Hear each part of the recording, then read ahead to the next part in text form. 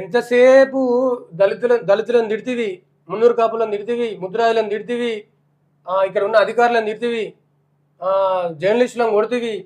మొన్నటికి మొన్న ఎమ్మెల్యేలను ఎవరిని అర్గపూర్ గాంధీ మీద కాంట్రవర్సీ వ్యాఖ్యలు చేతివి. పోలీసుల మీద సమ్మక్క సరక్క వీణవంకల పోలీసుల మీద అదో వ్యాఖ్యలు. ఇట్లా రెచ్చిపోడు. నువ్వు నిజంగా అసెంబ్లీలో మాట్లాడాలంటే హుజురాబాద్ సమస్యలు లేవా? హుజురాబాద్ సమస్యలు బోలెడునే చెప్పుకుంటే ఆయన గెలిచే క్రమంలో ఏం చెప్పిండే, 1000 కోట్ల రూపాయలు హుజురాబాద్కు తీసుకొస్తా అని చెప్పిండు. 1000 కోట్లు ఎన్ని కోట్లు వచ్చినాయో ప్రస్తావించాలా, అది చెప్పాలా, ప్రజల సమస్యలు ఏమున్నాయో చెప్పాలి కదా మాట్లాడాల్సింది అసెంబ్లీలో. మన రాజగోపాల్ రెడ్డి, మునుగోడు ఎమ్మెల్యే రాజగోపాల్ రెడ్డి అధికార పార్టీలో ఉండి కూడా, ఇగో అధికార పార్టీలో ఉండి కూడా నాకు నిధులు ఇవ్వరా, నేను ఎమ్మెల్యే గెలిచినా నేనేం సమాధానం చెప్పాలి ప్రజలు? కానీ ఇదేం దిక్కుమాలిన ప్రభుత్వం, అధికార పార్టీ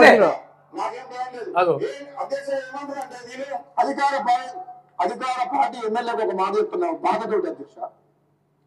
కేవలం మంత్రుల నియోజకవర్గంలో, ముఖ్యమంత్రి నియోజకవర్గంలో కాంట్రాక్టులు పనిచేస్తుంటే వాళ్ళు బిల్లు వస్తున్నాయి, కానీ ఎమ్మెల్యేల నియోజకవర్గంలో మాత్రం బిల్లు రావడం లేదు అధ్యక్ష. ఎందుకు ఎమ్మెల్యే లేకుంటే ముఖ్యమంత్రి మంత్రి ఉన్నారు అధ్యక్ష? ఈ ప్రభుత్వం ఉందా? ఆయన తోపు కదా, తోపు చాలా. అసలు అంటే ఒక సొంత పార్టీలో ఉండి ఎదిరించాడు. ఇది కదా మాట్లాడాల్సింది. మరి నిజంగా మొగోడు కదా రాజగోపాల్ రెడ్డి.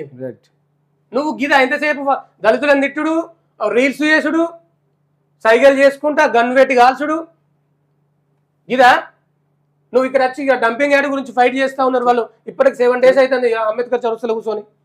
అది మాట్లాడినావా కనీసం? అక్కడికి వచ్చి కూర్చున్నావా? అసలు అదే ఎవరి హయాంలో ప్రతిపాదించారు, ఏం జరిగిందని ఎవరు మాట్లాడతలేదు దాని గురించి. అసలు ఈయన నిజమైన నాయకుడు అంటే రాజగోపాల్ రెడ్డి. అసలు ఇంకా దీన్ని ఎదిరించమన్నారు. ఆయనకు ఉన్నటువంటి అవగాహన అంటారు దాన్ని, ప్రజల పట్ల ఉన్నటువంటి అవగాహన. ఎందుకంటే క్వశ్చన్ చేస్తాడు, ఎమ్మెల్యే నిధులు ఇవ్వమా అని అంటాడు. తప్పేముంది, అది ఎదిరించడం కాదు, మంచి క్వశ్చన్ అది. అయితే ఎమ్మెల్యే అడుగుతారు కదా, ప్రజలు నిలదీస్తారు కదా, నువ్వు అట్లా అడుగు, మెచ్చుకుంటారు. ఆడ పోయి రీల్స్ చేసుడు, ఓ దండం పెడతాను, ఇట్లా దండం పెట్టి నేను చెప్తానా అంటాను. ఏమో ఈ రాజకీయాలంతా. ఇంకా ఇది కాదు, ఇంకో మంచి నిర్ణయం కూడా తీసుకోండి అక్కడ మునుగోట్ల. ఏది బెల్ట్ షాప్లు అన్ని నివారించిండు, బంద్ చేపించిండు. వైన్ షాపులు అంటే వైన్ షాపులు ఒకటింటికి ఓపెన్, వైన్ షాప్ ఒకటింటికి ఓపెన్, సిట్టింగ్ ఏమో 6 o'clock 6 గంటలకు 6 గంటలకు ఎక్కడైనా ఉంది అరువులు. అవును, ఇది మంచి పనులు చేయాల్సిన లీడర్. వాస్తవానికి అక్కడ ప్రజలు కూడా చాలా మంది దీని గురించి అడిగితే ఆ క్రమంలో కూడా చాలా మంది వాస్తవంగా మంచిగా చెప్తా ఉన్నారు. ఆయన తీసుకున్న నిర్ణయం చాలా మహిళలు అయితే మంచి జరుగుతా ఉంది, హర్షం వ్యక్తం చేస్తా ఉన్నారు. రాజగోపాల్ రెడ్డి లీడర్ మాకు దొరుకుడు, మా అదృష్టం మునుగోడుకు, నిజంగా మాకు ఆయన దేవుడు. ఏదైనా ఆపద ఉంటే లక్షలలో సాయం చేసి నాకు తెలిసి నేను కూడా ఇలాంటి లీడర్ని చూడలేదండి. నిజంగా రాజగోపాల్ దమ్మున్న లీడర్ అని చెప్పొచ్చు. ఎంతమంది జర్నలిస్ట్ గా.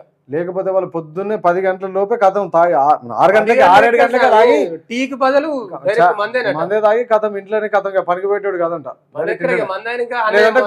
ఇంట్లో కూడా అన్నే కాబట్టి అట్లా లొల్లి పెట్టుకుని చాలా మంది భార్యలే పుస్తలు తగినాయి. సో వాస్తవానికి ఇట్లాంటి నాయకుడు ఏ కాన్స్టిట్యున్సీ కానీ ఇట్లాంటి నాయకుడు ఒక 10 మంది ఉంటే చాలే.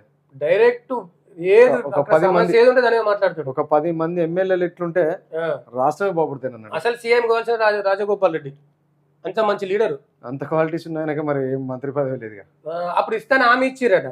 ఇదోటి మళ్ళా కాంగ్రెస్ పార్టీలకు వస్తే నీకు మంత్రిగా పదవి ఇస్తామని చెప్పి హామీ ఇచ్చి మోసం చేసిరు.